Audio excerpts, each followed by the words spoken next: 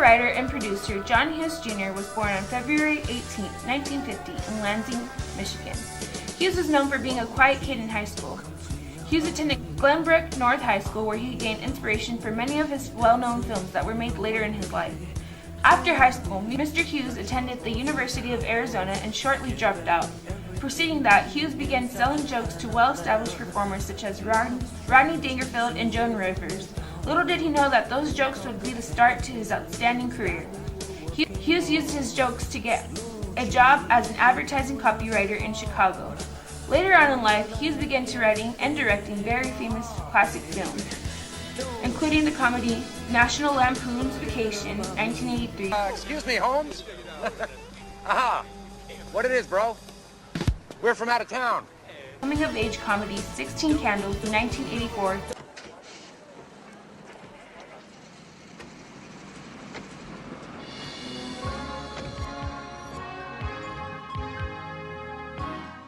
Teen sci-fi comedy Weird Science, 1985. You guys get along with your parents? I guess you guys moved out by now, though, huh?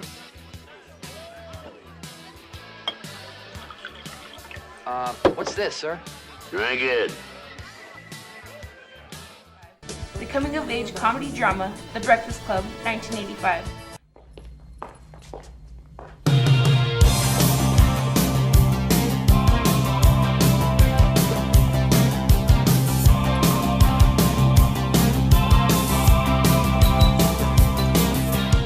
The coming-of-age comedy Ferris Bueller's Day Off, 1986.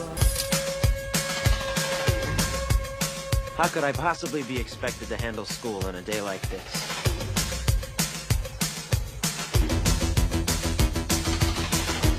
Romantic comedy drama Pretty in Pink, 1986. We don't got doors on the stalls in the boys' room. We don't have, what is this?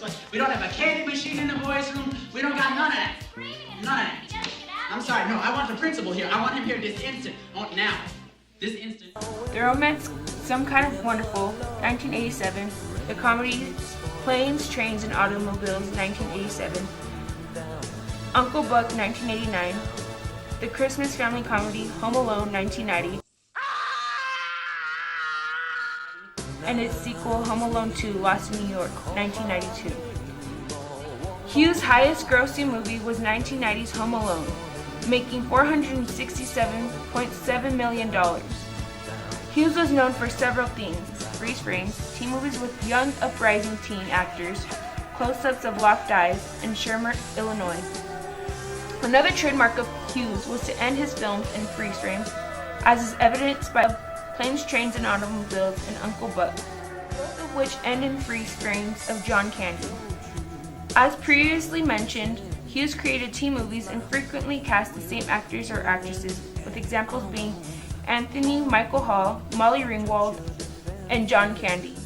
Moving forward, an interesting trademark of Hughes was to film close-ups of two characters locking eyes with each other. Examples of this include Ferris Bueller's Day Off and Planes, Trains, and Automobiles. Perhaps most notably, he set almost all his films in Chicago, Illinois, the city he and his family moved to when he was 13. Hughes especially used Ferris Bueller's Day Off to show the city. Although Hughes was never nominated for an Oscar, he did have his own tribute in the Oscars in 2010 that showed the amazing life he lived. John Hughes died on August 6, 2009 of a heart attack. His legacy of films will forever live on. Don't you forget about him. John Hughes was an incredible director, writer, and producer. His movies mean a lot to me because it shows that as a teenager, you may go through a lot of things, but you always have someone there with you. For example, in The Breakfast Club, the students were going through many different things, and in the end they found out that they have more in common than they really thought they did. Movies like The Breakfast Club, 16 Candles, Ferris Bueller's Day Off, and Home Alone will forever be classics that I'm going to show to my children, and his legacy in Hollywood will forever continue to live on.